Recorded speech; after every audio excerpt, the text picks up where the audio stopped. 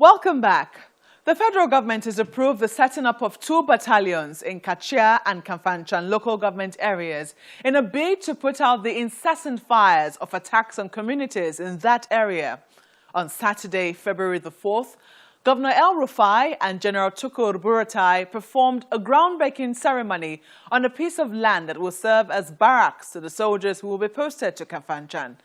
I asked Mr. Solomon Musa if he saw the approval of the battalion as a likely solution, and this was his response. Let me say that it's a step that has been taken, but we cannot say that we are completely satisfied.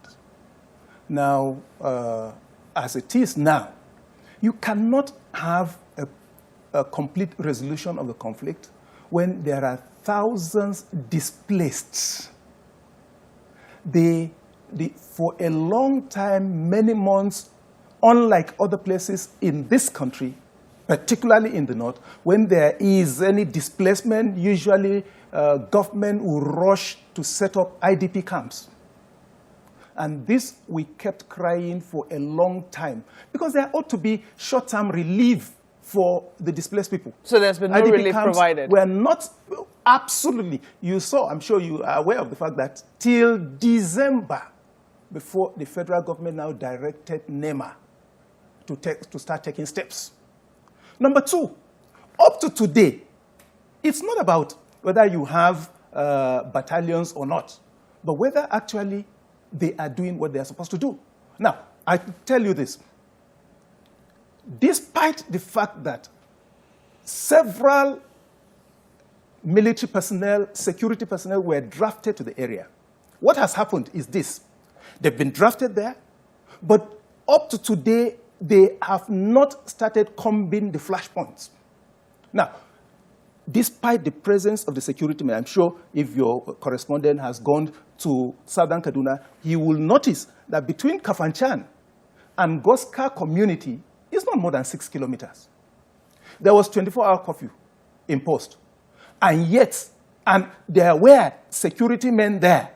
And yet, under their noses, killings still continued unabated.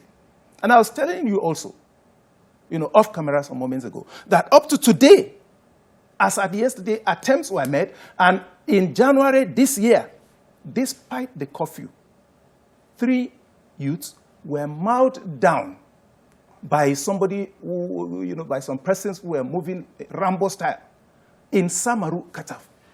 And the killings have continued. So what is the presence of the security men for? I thought their presence is to decisively intervene. And when we are talking of intervening... So you don't think it has made any difference? Well, so far, in years, it has made little difference. But what we are saying is that it's not much. There is a lot more that needs to be done. Because it's not enough to be there and not comb the bushes. We get reports. We get certain reports, for example, and it is for the security men to go and investigate. Samaru community, Samaru Kataf, they had letters written to them that, look, we are coming to attack you. And the community reported to the security agencies where these attacks took place. Let me tell you, not more than 100 meters from a major police checkpoint, not more than 100 meters. And yet, a lot of policemen are there searching, etc. And yet, not less than 100 meters, 3 youths and several people were injured. The governor has said... Something more needs to be done. Governor El Rufai says that he's going to revisit the reports of past panels that, talked about different crises in Kaduna, I think from 1980. Do you think that will be helpful? It will be very helpful. We are even saying that, look, all the reports should be made public.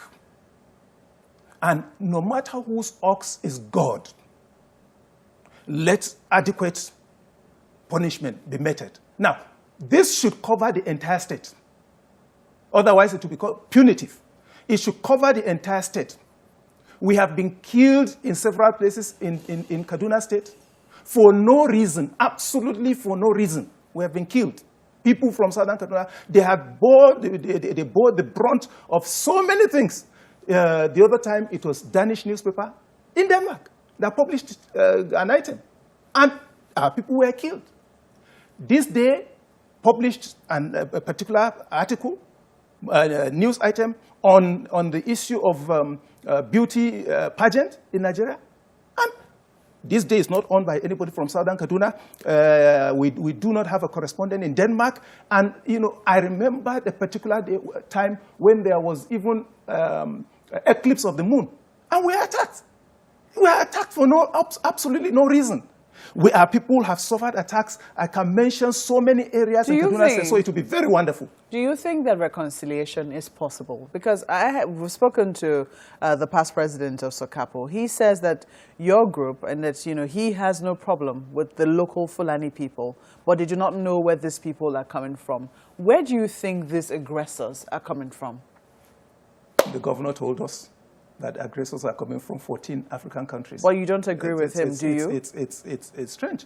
Well, he has some of his facts, you know, so, and if he says they are coming from 14 African countries, it means he has the facts. He said he has even had meetings with them. He has even paid them compensation. You don't pay to faceless people. So what is supposed to happen is that we will expect that the governor should invoke, should persuade the federal government to intervene by going to these 14 African countries to ensure that the perpetrators of these terrorists are arrested and brought to book, if, of course, involve international agencies like Interpol, etc., to do all that, you know, but that has not happened. So that is one. For the people that, when you talk of reconciliation, let me say this. When you talk of reconciliation, you are talking of two disputants. Now, but when you are asleep in your house, somebody comes, attacks you, kills, maims, destroys your things, burn down your house. And then tomorrow, somebody says, let's reconcile. I don't know. It becomes a little difficult. However, let me say this, you know, for the record. Southern Kaduna people have inherently been very peaceful people. Southern Kaduna people will always be ready, willing, able to sit down on a table to discuss with anyone that has a difference with them. Do you think that, you know, if there are farmers and herdsmen crisis, how positive are you that ranches will be a viable solution to the problem? Mope, let me say this. In this age, where do you see, I'm sure you might have traveled to one or two countries, where do you see cattle freely grazing and moving about from place to place, including cattle from different 14 African countries entering your land? So do you think ranches will solve the problem then? Yes. The personal, commercial, because cattle business is commercial business, it's personal. Ranches will be the best, but certainly nothing like grazing reserves. Only grazing reserves that they're talking about, Ladoga, for example, that they're talking about, the idea of grazing reserve is to have a place where cattle will just graze and go back. But what we have seen with Ladoga is that Ladoga now is a settlement. Ladoga has now been transformed into a whole city. You know, so the whole thing is being bastardized, and that's why we said some people are trying to do some things.